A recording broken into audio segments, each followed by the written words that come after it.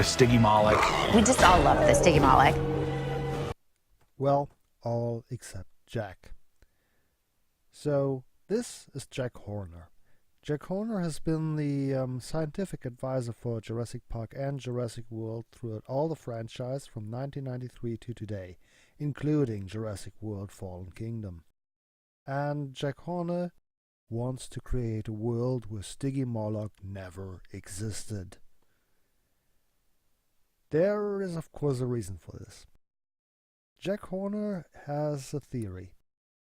The theory that the dinosaurs became less and less successful the closer they got to extinction, so that their extinction wasn't that big of a shift to the world. And it's somewhat inconvenient to his theory that by the end of the Cretaceous, just before the dinosaurs went extinct, there still were a lot of different dinosaur species. So what Horner is doing is looking for species that were misidentified at the end of the Cretaceous. Any hint that maybe a species that is recognized is actually recognized accidentally and is just an individual of another species.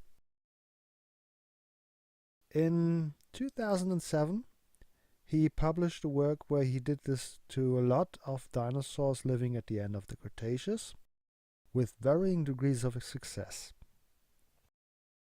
The most spectacular of these was his claim that Triceratops is actually just a juvenile of another species, Torosaurus, which got huge in the press because they said, oh my god, Triceratops is going to be removed from the books, which was the wrong way around. What actually would have happened is that Torosaurus got removed because Triceratops was named first and the first name prevails. So yeah, Torosaurus would be removed and would be considered just a very old Triceratops. Now that turned out wrong, but another one of his dinosaurs was actually, well, not really proven to be correctly misidentified. That's another can of worms, but it's generally accepted to be mistakenly identified as a separate species.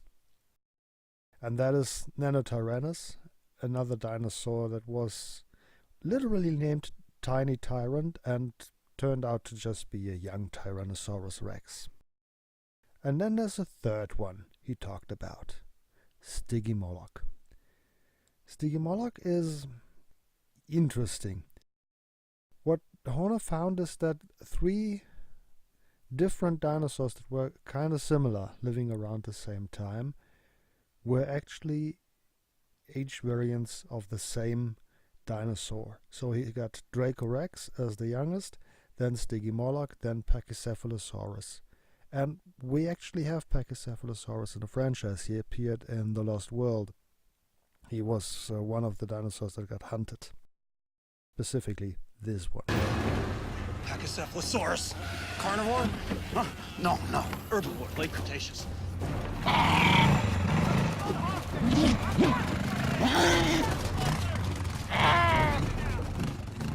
You see that distinctive dome skull? 9 inches of solid bone. Now careful. See, the Pachy's neck attaches at the bottom of its skull instead of the back of its head as with reptiles. So when it lowers its head, its neck lines up directly with its backbone, which is perfect for absorbing impact. So what Horner found is that despite Dracorex and Stygimoloch looking quite different, they actually were on the way to looking more like Pachycephalosaurus the older they got. The spikes would shrink, the dome on their head would grow, and in the end those spiky young animals would become the smoother looking Pachycephalosaurus that was also the largest of the 3. So this is not quite accepted in the community, but it's pretty well accepted. At least it's still debated, not like the Torosaurus one, which is flat out debunked.